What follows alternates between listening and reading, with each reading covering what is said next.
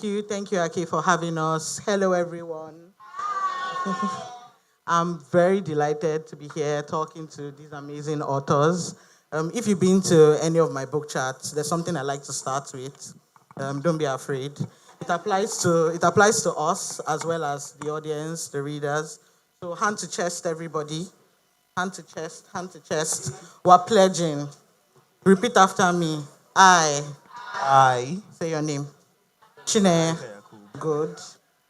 Put your mic to mouth. Yeah, we need to hear you.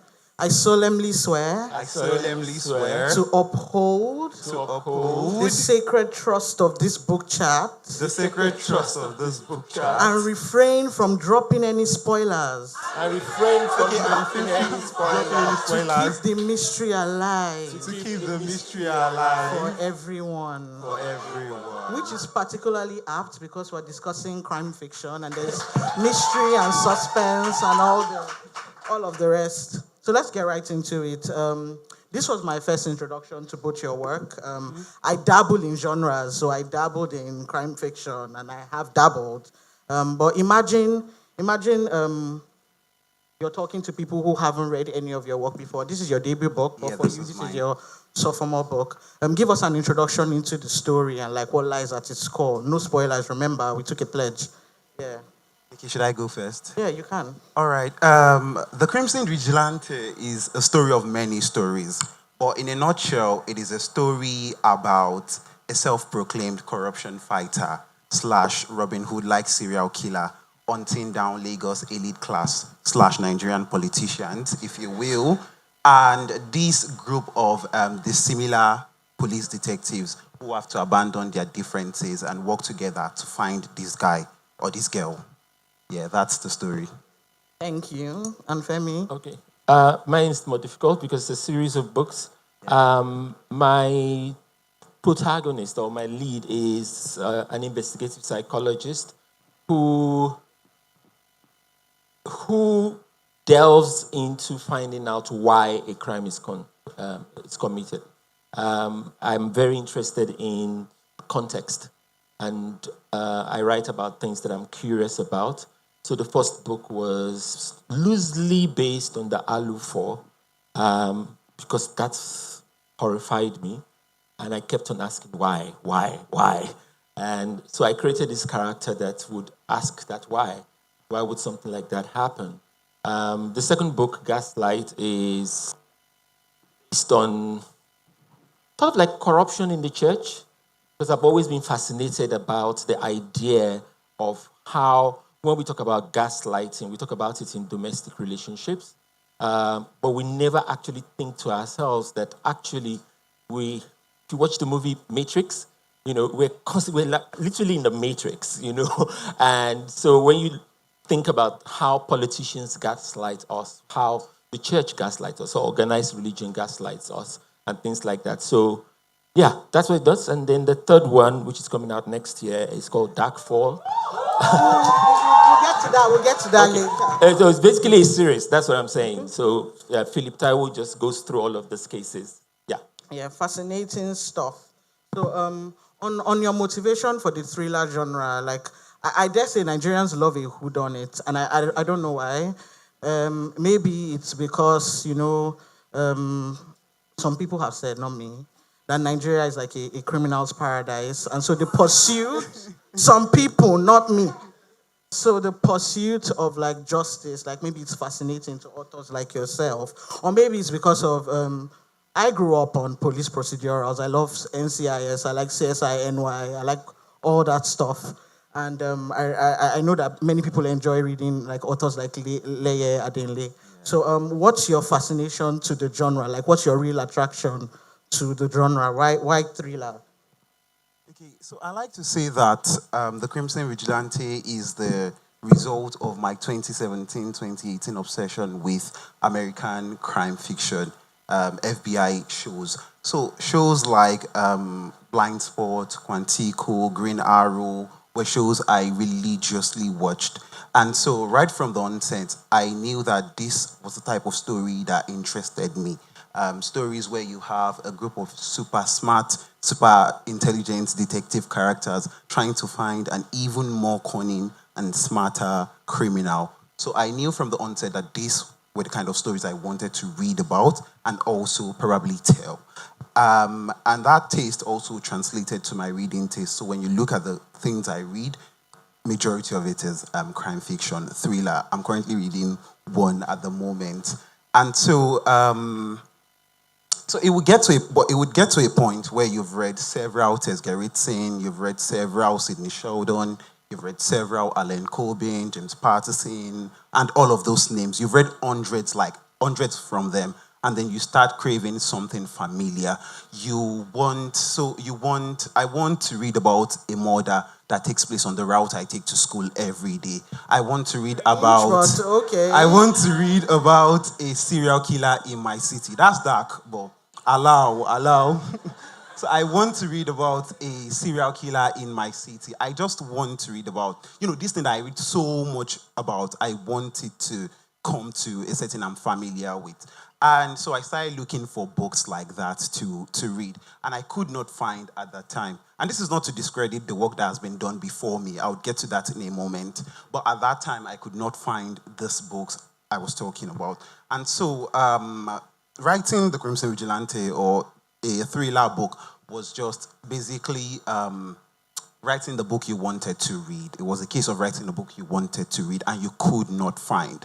And so, but the moment I start out to write a thriller set in a police procedural, we need to be specific about that, because I wanted to tell a story of detective characters carrying out an investigation. And the moment I set out to write that kind of stories, it became obvious why those kind of stories were not being told in the Nigerian context. Because if you look at it, what I'm trying to write does not really conform with the reality of the Nigerian police. I wanted to have, detectives scourging through crime scenes, taking evidence to the lab, interpreting forensic data, and all of those things you read on, you watch on CSI, Boston PD, Law and Order. But do we have that? Yeah. So it became... that wasn't a question, actually. So it became very obvious to me why we didn't have this kind of stories, because it just didn't gel with the Nigerian reality. And so I went on to write something else. The Crimson Vigilante is my debut novel, but it's actually the second book I wrote. So I went on to write a story about an average person, a regular person, trying to solve a crime. And while I really enjoyed writing that book, it was obvious to me that this was not the story I wanted to tell. I wanted stories that had detective main characters doing all of those things. And then in 2019, 2020, something happened. I came across Leia Dinley's Easy Motion Tourist. And anybody who knows me knows there is no way I would not mention that book here. All right. So what happened was that I read that book. It was my introduction to Nigerian crime fiction. And it blew my mind away. It rewired my brain chemistry. And then, it inspired me so much. The book is not police procedural per se, but it did something with the Nigerian police force that I thought was impossible to do. And that felt like a validation to, go forth and write this thing that you have been struggling with. Because not only has someone done something similar to it, they were really excelling with it. There's a side story of me going to Leia Dinley's DM on Instagram in 2019 and just gushing about it, and him being just a really sweet man about all of that. But that's a story for another day. So yes, that was that, The Crimson Vigilante, and writing thriller in the Nigerian setting. I was very particular about, the kind of thriller I wanted to write, because this was my most read genre, and I wasn't seeing a kind of representation that I wanted in that genre. And so I took it up. For me, I think it's a bit different for me because I've been writing all my life. I started in theater, screenwriting, and I actually firmly believe that crime is at the heart of every drama. So I don't particularly think of myself as a crime fiction writer as much as a dramatist or a storyteller. Crime is just sort of like the vehicle that drives the plot, in a sense. But in every good story, I've noticed that I'm always attracted to stories about, not like crimes of the heart. A betrayer is a crime. Yes, a murder is, and all of those things. But I'm always drawn to great writing that has some kind of crime at the center. So I don't think of myself as a crime fiction writer as much as somebody that tells stories with crime at the heart. Some kind of transgression, I think it is. And then speaking to Nigerians liking crime, I don't. Crime fiction. I don't think. Yes, crime fiction. Let's be clear. Let's clear the air. First of all, this is the first time I've ever been to a literary festival in Nigeria, Welcome. and I'm actually a bit emotional about it because no, seriously, I think it has a lot to do with the fact that every time when I get asked questions on panels outside the country, they'll basically say, "So, how did Nigerians take your book? How are they accepting your book and things like that?" And I always say, they ask it with this sense of almost like I'm committing a crime. Like this last one is like, "Oh, how did the churches take it? And are you a persona non grata? Is that why you're not living in Nigeria?" And and I think that really coming here and being part of this is that the idea that Nigerians love crime fiction is actually a bit of a misnomer because I think Nigerians love good stories. And it shows there's a respect for the written word and there's a respect for the writer. And that is very rare to come across. And so I'm just I don't think that we are drawn towards crime more than we're drawn towards a love story or drawn towards, we just love good entertainment. And that's my point. Yeah. Agreed. Thank you. So let's have a book reading. This we're doing two readings. This first reading is going to establish like what the story is about. Small excerpts. We're not doing anything very big. We'll start with Femi.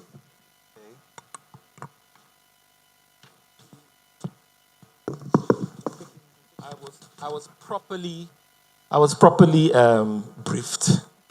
I'm not very good at reading my work, but I will try. I'll start from the beginning, which is actually titled Genesis. And I think I'm going to just tell you a bit about it. The beginning of my stories is very, very important to me. I try to make it as this is about 250 words, but it took me at least 250 rewrites to get it there. Just to make sure that it's every word counts. So I'll read it. It's very close to my heart because of this blood and sweat. Okay. Genesis. Let them come for him during the Sunday service. They should wait for him to walk to the altar. Let him check that the cameras are placed as he directed during rehearsals. Give him time to mumble some gibberish as prayers. Some in the congregation will swoon and the ushers will rush to break their falls. This is not the right moment. A lot is at stake. Arresting Bishop Jeremiah Daudu during his televised sermon is no joke. Timing and sequence are critical, so please follow the steps as we agreed. Start with my disappearance. He would have told everyone I traveled to be by myself. Let the police know this is a lie to cover why calls to my mobile phone are going to the voicemail. If they wave this away as insignificant, point them to the driver who never picked me up and my car still parked in the garage. They might claim I've not been missing long enough to suspect foul play. It's okay. Just make sure they get to the house. Leave the rest to me. At the Sunday service, let him urge the congregation to sit. Wait for him to welcome the viewers at home and ask everyone to turn their Bibles to the passages chosen to misread for the day. The more confident he is that he is the center of attention, the anointed one, the better. He will hide his outrage when they come. His bodyguards will come forward, ready to defend their man of God. The elders will protest. One or two will pull the police aside and offer them something. Let this be. The point would have been made. The unholy hand of suspicion is upon their bishop. If they take him away, I hope it's in handcuffs. This should humble him. He won't be able to wave with false calm, urging his church to pray for him. No raised feast, proclaiming the devil a liar. If you can't make this happen, no pressure. From this point on, a lot will be out of your hands. The coming weeks will be hard to get through. But don't worry, I'll be with you every step of the way. Trust me. Everything is in place. It's time. Let's get to work. Thank you. Then we'll have a reading from Yinka. Yeah, for me, I'm reading from page 90 and a little bit of context before I read. So, in this book, we have two investigating teams, the SDCI and the NSS. And the events that led to this scene I want to read from is that the Commissioner for Agriculture in Lagos has been, kidnapped, and they found his body. And it comes with a letter from the killer. And these two teams have come together. It happens in the first chapter, yes. And so it's not a spoiler, really. It's not a spoiler.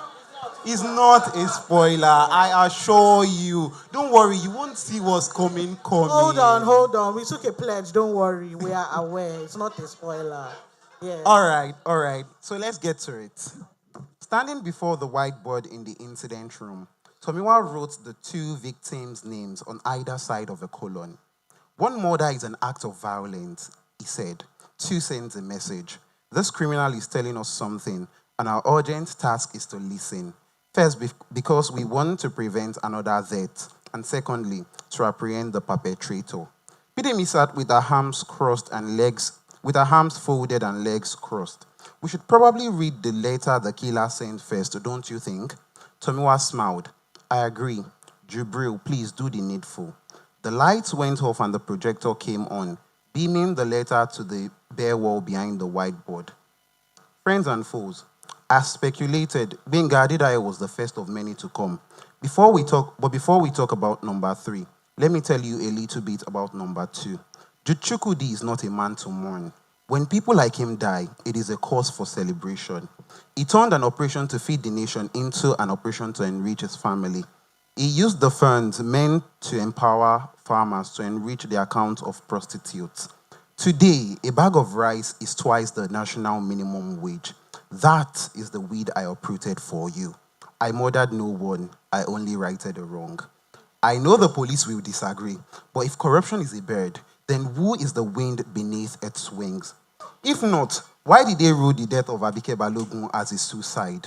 Postscript, the money Chukudi paid to keep my mouth shut has been donated to the Lagos Home for Sickle Cell Patients. On to the next one, Kato Dagora. Simi side is clearly a megalomaniac, but thank you for that. He's clearly a megalomaniac, but he's not wrong. The lights came back on and everyone in the room was staring at her. Jubril, who was standing by the light switch, looked at her with a stunned expression. What part of burning another human being alive and depriving his family of their breadwinner seems like a good thing to you? Bidemi asked, her neck craned in Simi's direction. I'm not talking about the murder, but the motive. Every day, anonymously and without fanfare, Nigerians die of hunger, from preventable diseases, and from ignorance due to lack of education. No one deserves to die a painful death, but it only seems to matter when it is the rich in question. Simi, we investigate cases when ordinary civilians die too. It's not like we ignore them. Really? So who is this Abike Balogun he's talking about? We are going to find out, right?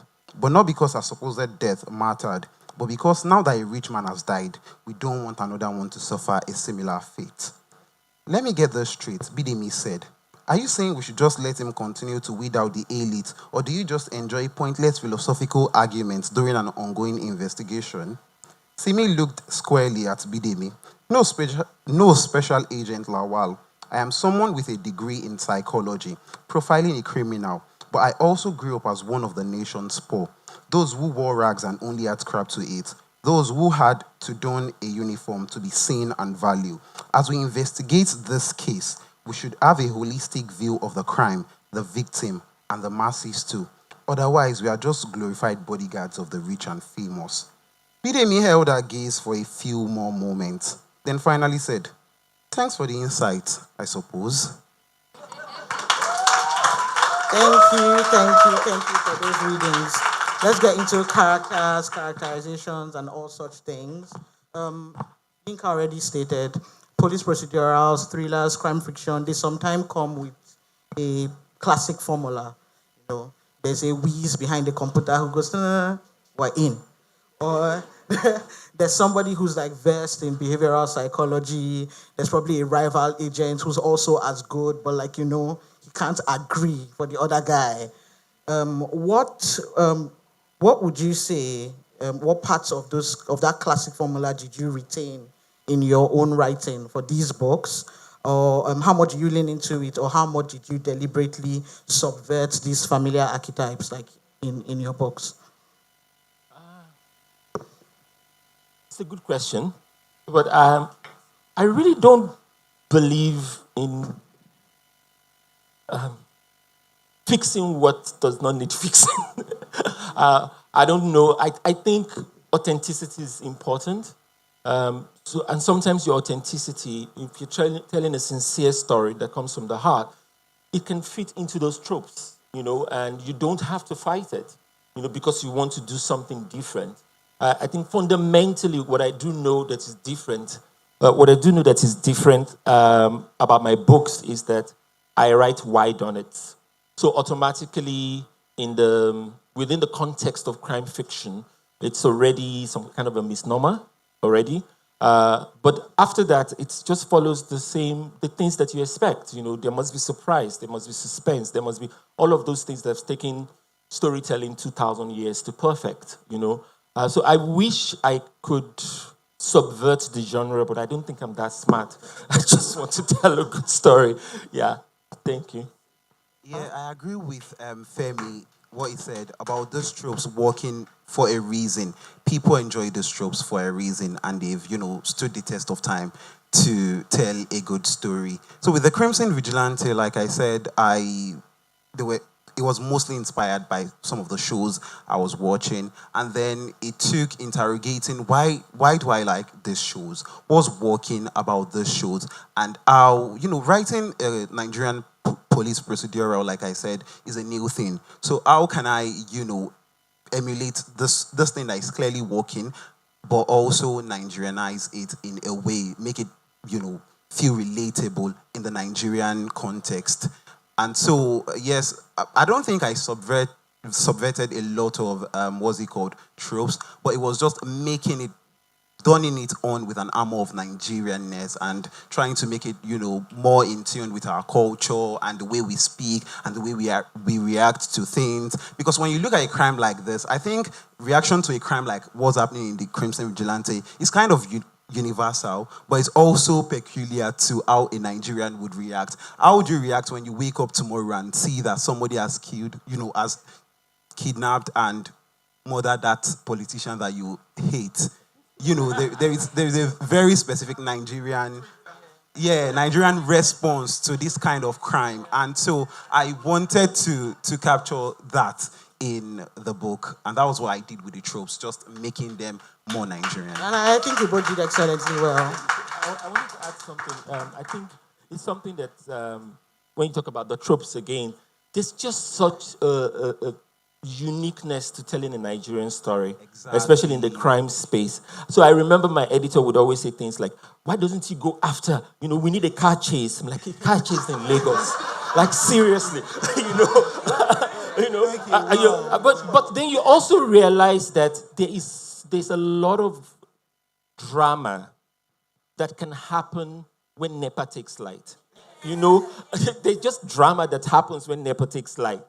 And we don't talk about it. We just talk about NEPA takes light. Oh, the electricity in this country, blah, blah, blah. But there's just so much that happens because of the peculiarity of the environment itself and the culture itself. And I think that's one of the ways in which we are breaking the tropes by being authentic about the stories that we tell. You can't have a car chase, madam. Sorry. But you can run.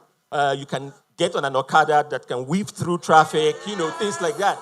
And you start telling these stories and Nigerians see themselves, but also what is beautiful about it is that it breaks this stereotype about how the Western world sees us. They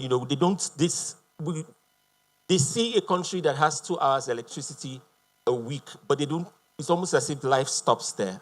But life doesn't stop because we get little electricity. We make do, we're innovative. We do new things every day. based on that. And that is the story that I think we should be telling. Yeah. Yeah, can I quickly add something? Just piggybacking off what Femi just said about, I think with the Crimson Vigilante, I also wanted to, invent an alternate reality in some ways if you've read the book. And I was looking at, okay, what is technically impossible in the Nigerian setting and how can we make it possible? So it's interesting I mentioned a car chase scene because something like that does happen in this book, and we find a way to kind of make it work. Find out when you buy the book. Let's talk about villains. The Crimson Vigilante's villain is something of a like morally like it's a morally complex villain. In your case, the villain exists in a system that the reaction to the villain existing in that system would cause some like complexity in people's minds. How did you go about like balancing between menace of like the villain and like their motivation for what they did and the empathy you think the readers would feel when they read the book? Okay, again, I come from the school of thought that there's no bad guy and there's no good guy. The most important person is the audience. You have to respect the audience. Two is also the fact that when you look at people's motivations fundamentally, it's complex. When I was in school, my tutor used to tell a story about conflict. She said, if you have a job interview or you're going for a very big pitch and you're going to get millions of dollars and you call a taxi and you stand there and your neighbor comes out with his heavily pregnant wife and they call a taxi and only one taxi comes, would you give up your taxi for them or would they give up your taxi for you? Who's the bad guy? In a sense. And I think that's how I approach creating my bad guy. He needs to have a redeeming feature. He needs to be likable, or at the very least interesting enough for me to. And he can't be a statistic. He cannot be He needs to be multi-dimensional. He needs to have a family and all of those things. Somebody needs to love them in the story. I mean, let's say a mother needs to love. He has to have a mother that loves him because everybody has a mother. You know what I mean? So I think that helps to create characters that are rich and nuanced, and then let people decide whether he's a bad guy or a good guy. But the crime must not be in doubt. The crime itself must not be in doubt. So if you killed somebody, that must not be in doubt. It's wrong for you to kill somebody. But that does not erase you as a person. And I think that's the way I approach it. Does that answer your question? Okay. I think the key to making an interesting villain character is to humanize them as much as possible. And I'm not telling you give them a sub backstory. We all don't need that. But you need to have a villain that believes they are the hero of their own story. And so when you look at the Crimson Vigilante, the titular character itself, you see that, okay, it's kind of difficult to discuss this book without giving... No spoilers, remember. Yeah. No so you see spoilers. that they believe so much in their cause that they see everybody else as the person doing the wrong thing. The antagonist, the villain, sees the protagonist as the antagonist in their own world. And I think that makes for an interesting dynamics because, the protagonist believes that the person on the other side is a bad person, while the person on the other side thinks that you are the bad person. So there is that, back and forth, that toggle for what is a good guy, who is a good guy, and who is a bad guy, what defines goodness, what defines badness. And, having your villain have that kind of character development or that kind of character archetype is a really interesting one. You don't want to have a villain that is just a mustache-twirling caricature. And the easiest way to do that is to just make them all bad. Evil for evil's sake. I mean, that works in some books, but if you want to have that interesting reintrospection, character reintrospection, you need to give them, at least if everyone is saying that you are bad, don't let them see that they are the problem. Right, all right. Your protagonists, Inspector Tomiwa Sholade and Philip Taiwo, they are also incredibly complex too, because even though they are chasing these high stakes cases, they're trying to solve them. They also have other things happening, like in the background. They have their own personal demons. They have their own like issues that they're trying to forge through. Um, they also exist with other characters, like other side characters. What went into, or what did you consider when you were creating these side characters that they interact with, and how important is it to their own story and their act through the book? Yeah, thank you. Philip Taiwo is not super intelligent. He's not super Could have intelligent. fooled me. No, it's not. It's not. I think, and it's a very long conversation I had with my editor. He's a very hardworking person, and he loves his job. So I think that's a very big difference, because I deliberately did not want to write a novel about a policeman that is drunk, that is having problems, all those, or that has a super sensitive hearing, or, that kind of thing. I wanted somebody that was willing to put in the work, and I wanted somebody that we could follow his process, and actually almost like we're detectives ourselves with him. We need to trust him and his process. So he does a lot of post-it notes kind of thing. But I think essentially for the support characters, they were created to make him more grounded. So his wife is a law professor, so I call her the brain. And he's what you say. I don't want to call him his sidekick, but his support partner, or I don't want to give it away, is the bronze. He's physical, because Philip Taiwo is not a fighter, so he's the fighter. He's the one that will draw a gun before everybody else, kind of thing. And Philip is the one that pieces it together. He's the analyst. And it's through his eyes that we're able to see all of those things. So how did I create those characters? I created the characters to enrich the main character, to make him more complete in a sense. So they're not there for being there for purpose, or to carry dialogue. They are to enrich his character. The things that he doesn't have, they feed in. Yeah. For me, when creating the characters in this book, there were a couple of things that I wanted, that I was very intentional about right from the start. And many of them were about the female lead in this book, Bidemi. Sorry, I want to talk about Bidemi first. And that's because I had two things I wanted to do with the female lead. I wanted to have a visibly Muslim woman as part of the main cast. And that is because more often than not, when you look at books featuring visibly Muslim characters, women especially, there are books that have faith centered around them. They're usually in faith-based stories. And this is not to say that anything is wrong with those kind of stories, but I think representation only becomes real representation when it depicts one thing in all its various shades. Otherwise, it's just a single story. And we all know how dangerous can be. How dangerous that can be. So I was very particular about having I'm a big fan of giving Muslim characters the liberty to exist in stories where their faith, their religion, and their deen is not, what the story is about. So I wanted to have that in the Crimson Vigilante. I mean, give me a love story that has Muslim characters. Give me a crime thriller.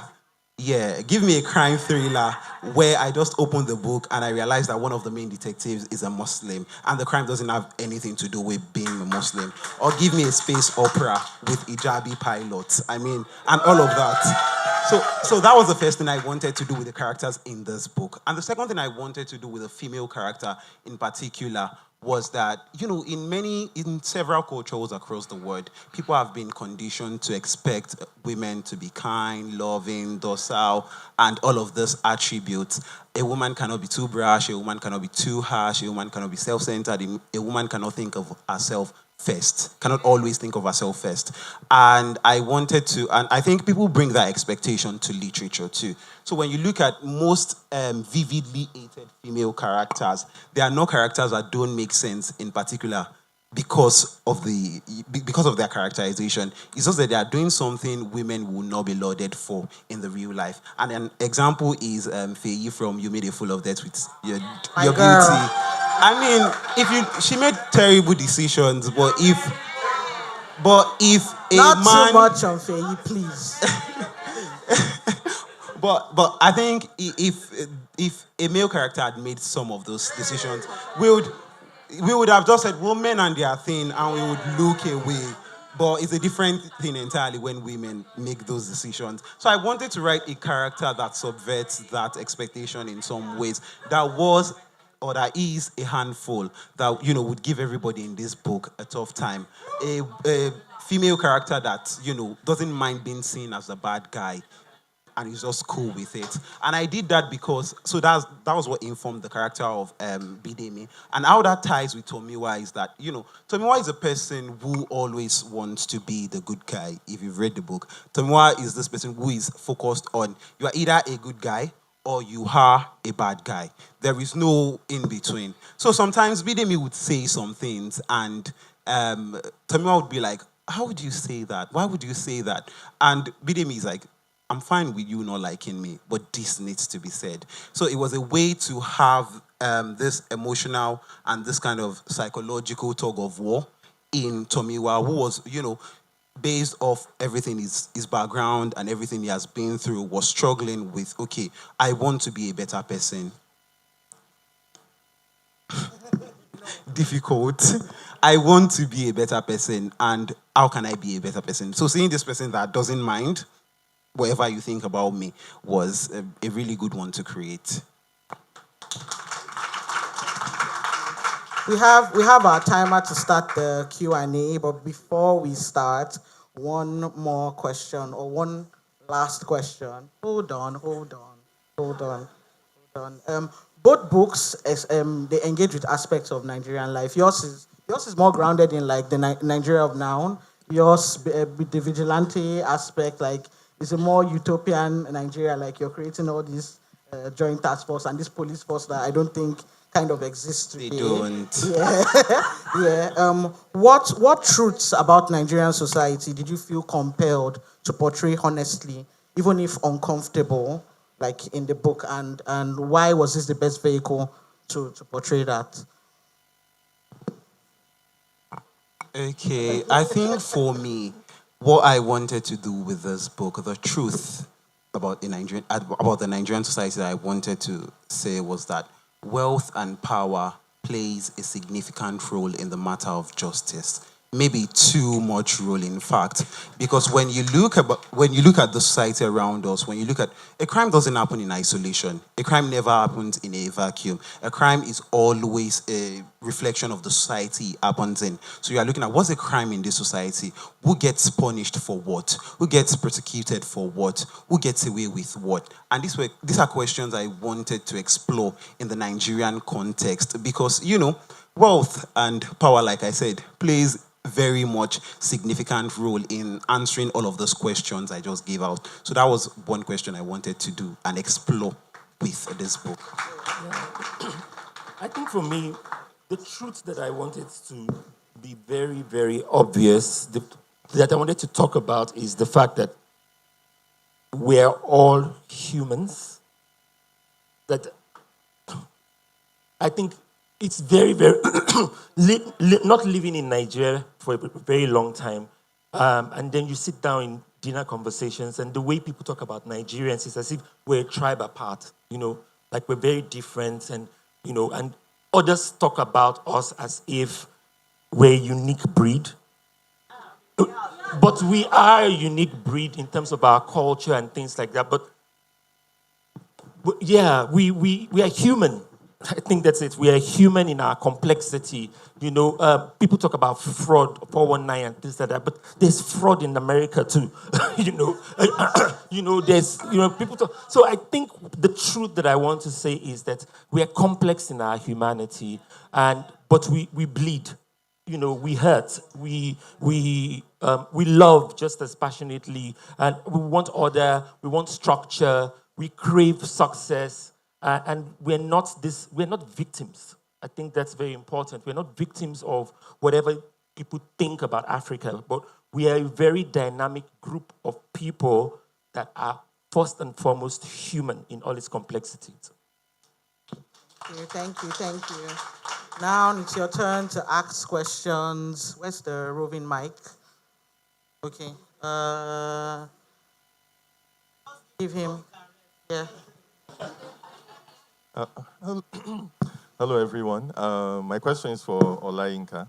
It's regarding it's regarding the title of your book. First of all, congratulations on Thank you so starting a much. writing career so young. Thank you. Now, I won't lie to you, and don't take this the wrong way. Okay. And then allow me to finish. Okay. No, I I'm hate scared. the title. The Crimson hate Vigil. it? Yeah, so I took the book, lovely cover, I kept it, I walked away. I came in here but because I wanted to see the panel. And now listening to you talk about the book, I'm not usually a crime fiction reader. I will start reading it tonight. Well, look, what's the question? It's incredible, I swear, I'm not even joking. And then hearing you talk about how sensitive you are with your representation, it just shows there's a lot of thought, Thank you. depth. So I'll do my best to stop judging books by their titles. Yeah, but Yinka, do you want to give some context to the title? Yes, that would be really Yeah. nice. And that's it, I'm done. Yeah. Yeah, the title is just what the crime is about. We have a vigilante who is, killing all of this elite class people. And there is he writes a letter with each dead body you find that details the crime of the person that is the victim, why they are the victim. And No, it's literally behind the book. It's in the synopsis. so Crimson is the letter is written in red ink. That's where the crimson comes from. Vigilante, he is a vigilante. Does that. I just want to say something.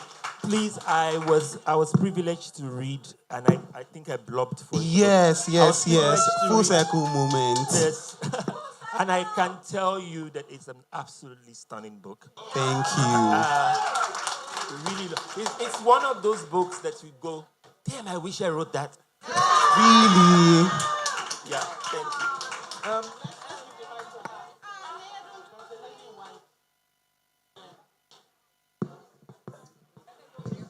We'll do questions. But let's try to be concise so that they can answer quickly and we can take more before LS comes back. I can see you.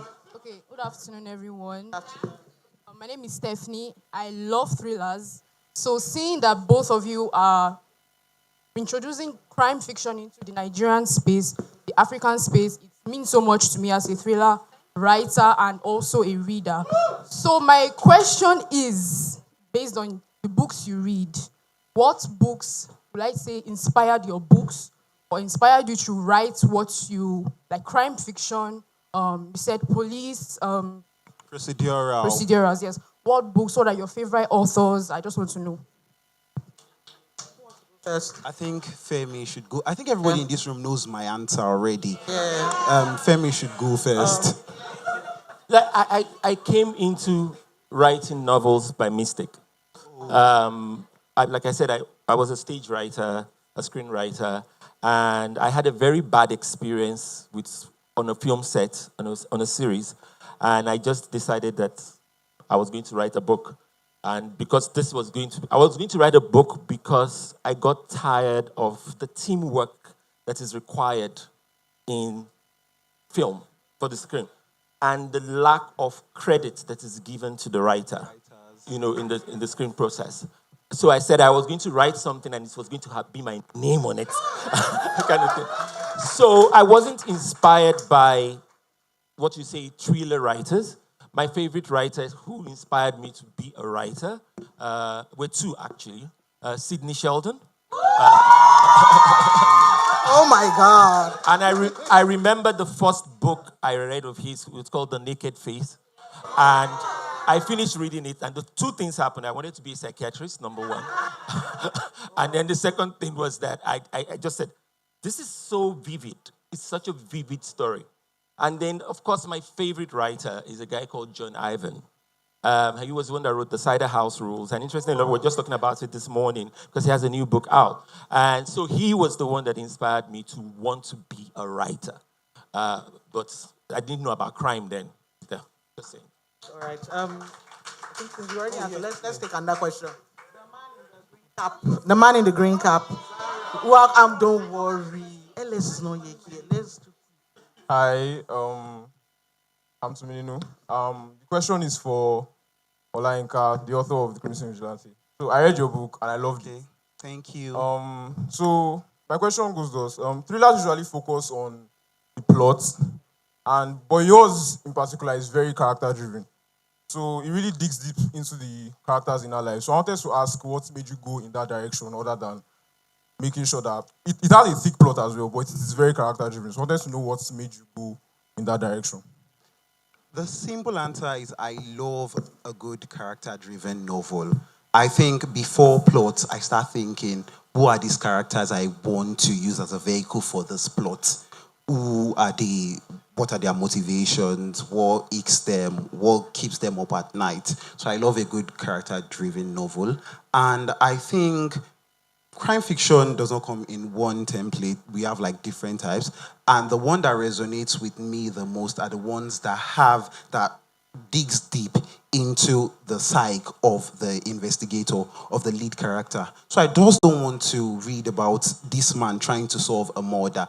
I want to see how this murder is affecting him. What does he think before he goes to sleep at night? How is this murder disrupting his personal life? So I like having that insight into, because human life is not compartmentalized. When I leave work, I don't know if it happens with everyone, but when you leave work, it's not like you just leave, that part of you there. Sometimes it follows you home, and sometimes it keeps you up at night. And so that's the kind of thing I wanted to explore with this book.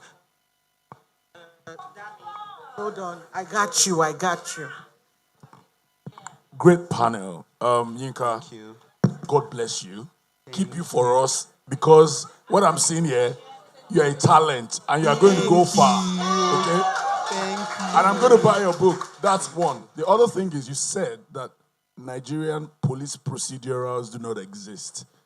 I beg to disagree. Yeah, of course they do. You must go and watch a film called Weje. It's on YouTube, made by Remdel. It's a police procedural in Yoruba, and it's a novel. Wow. It was adapted from a novel. These things, we don't talk about them, but they are there. You must go and look for them. And fantastic work. Well done. Thank you. All right, thank you for the recommendation. I just wanted to add, you're very right.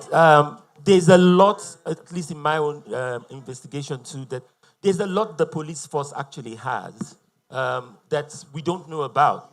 It's just not used and it's not popular, but I think we can find out some of these things, yeah. We have a question from people behind the mic. We'll try.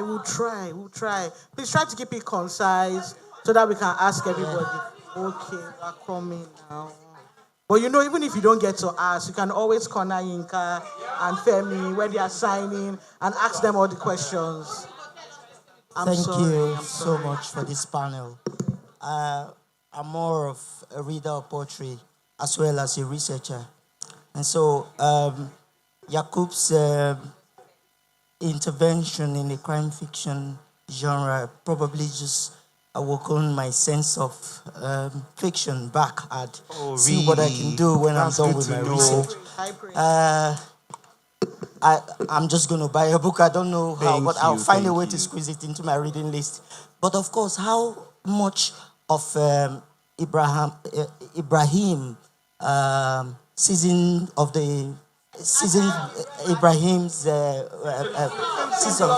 blossom. Abubakar, sorry, thank you. How much of that is How much of that title influenced your work? That's the first one. The first question. Wow. Very closely related. Sorry, please.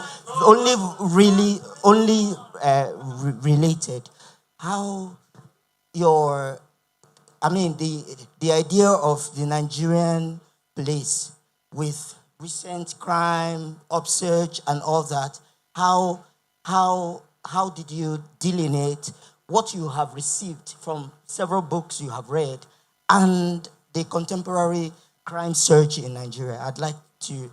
Okay, for your first question, the only similarity between this book and that book is the word crimson, nothing else. And for your second one, yes, the crime, because we're writing about crime fiction in Nigeria, where actual crimes are rife, and the crime I'm writing about is kind of fantastical, like I said before. But I also wanted it to have an element of the actual crimes we're dealing with in Nigeria, insurgency. So in the excerpt I read, I said Kato Dagora, which is the title of an actual civilian joint task force, vigilante group, that was formed in response to the spate of Boko Haram insurgency in the northeastern part of Nigeria. So I also wanted to, like I said, make sure that this book also reflects some of the concerns, some of the things we are grappling with in Nigeria in terms of crime and security. Thank you. Let's take people in the evidence. Let's start with evidence. Okay. Okay, I've written down my question for succinctness. Given that African storytelling traditions rooted in orature, folklore, and spirituality do not historically privilege the logic-driven forensic structure of crime fiction, Yeah. what makes it necessary to write crime thrillers in contemporary Africa? Are we creating crime fiction because there is a genuine cultural need for the genre, or because we are filling a gap of absence of this genre in African literature? I think that's a question for Femi. Screaming. I'll just pass the mic to you. I don't know. Don't worry. I just feel, I feel this, I'm not comfortable with the demarcations, you know. And you guys, maybe Lola might help me here. You've been in this business long enough.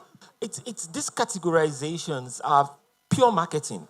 Yes. It's really just marketing. A story is a story is a story, you know. And so I don't feel as if I'm filling a space or a shelf, an open shelf, you know. I mean, as far back as I would say the early 80s.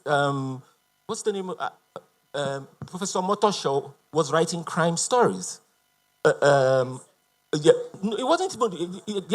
He had his own series that was like a James Bond like kind of thing. Akio Motosho's dad. Yeah. So for me, I just don't see this idea of crime fiction filling this space on that space. I truly, truly believe that African literature is going through a renaissance, and there's a lot of diversity that is coming through, and all that. Now we're seeing covers with two people kissing.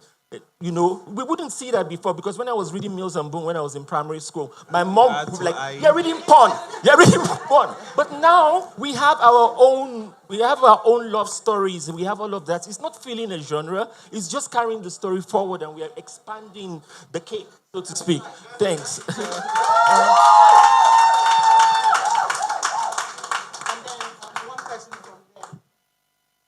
Hello, everyone. Hello. Hi. So my question is for author Femi Kayode. I have read.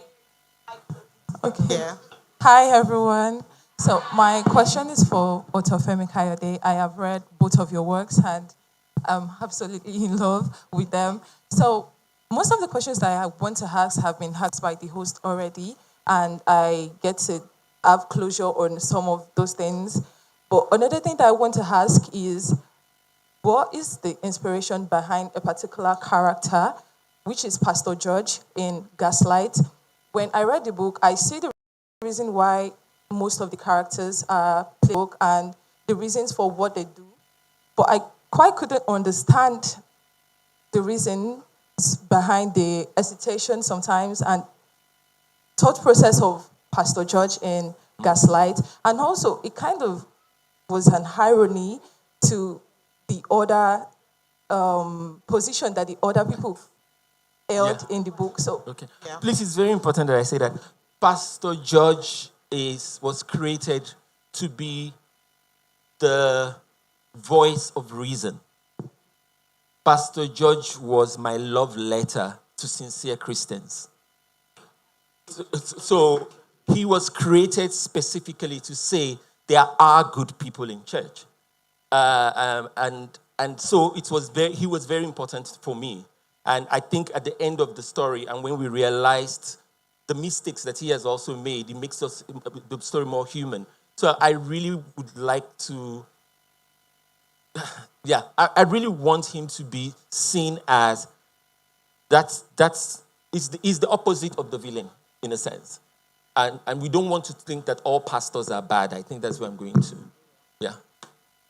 Thank you. Hi, everyone. Hi. My question is for Femi. You're a clinical psychologist. I'm also a psychologist.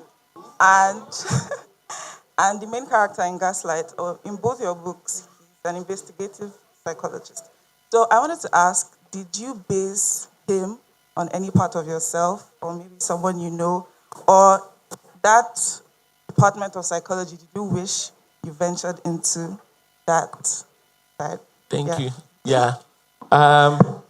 I trained as a clinical psychologist, but I never practiced. Never practiced. And it's for good reason. I did my internship in Abeokuta at Arrow, and it was 6 months of hell. Like, hell. You know, people would come in with their problems, and they would sit down, and they'll be telling me their problems, and I'm writing it down, and I'm fitting them into these boxes of diagnosis. But that's not real. It's not real. It's. I realized that I preferred lying than the reality of mental illness is such a deep illness that saddens me. It doesn't give me hope. You know, you talk to people that are drug addicts, and you just wonder, how did you get here? Why now? And I realized that the currency of what was happening in front of me was not as interesting to me as the story of how they got here. With that said, I created an investigative psychologist because, like I said, I only write about the things I'm curious about. And I created somebody that had the license to be curious. You know what I mean? So that's why he's an investigative psychologist, and he's not a clinical psychologist, or he's not a behavioral psychologist or a forensic psychologist. He's an investigative psychologist. And people always ask, does that exist at a cost? Yes, it does. You know, and they are actually the ones that audit police procedure. So they audit police procedure. They're the people you want on your side because they're the ones that determine that a crime actually took place and it was properly investigated before you can take it to court and charge them for it. So investigative psychologists exist and they have the license to question rather than a clinical psychologist just analyzing and things like that. So I hope that answers your question. And in summary, Philip Taiwo is who I want to be when I grow up. Thank you. I'm going to steal back the rest of the seconds, even though it's in time up. Olayinka is a debut author. You're on your second book. And just like, he's on his top by November 2026, so we'll get the third. But my question is, everybody, most people know of Frankenstein. When Frankenstein created, when he birthed the creature, like what happened next? That was his biggest dilemma. His book is in the world now. What do you wish somebody would have told you when you read your first book? Like, can you tell him that? And can we end the session with that? Ride it, enjoy it, lap it all up. You will never be a debut author again, never again. But I think the advice I'll give you is write as much as possible in the can. Don't wait for a publishing deal. Don't wait. Just write as much as possible in the can before the pressure of survival hits you. So enjoy the process when you don't have a deadline in front of you. Enjoy the process of the love and admiration that you're getting right now. But most importantly, that I think is so critical, you must be a responsible creative community. You must be responsible. You must give back. You must share your knowledge. You must support other writers. You must. If you don't have anything good to say, don't say anything. That's all I can say. If you don't have anything good to say, don't say anything. It's better that way, but most important, generosity is the most important thing that is going to keep you going. Given and taken. Thank you. Thank you very much. Thank you, everyone. Thank you, Ake. Wow. Enjoy the rest of the festival. Neye. We are coming back.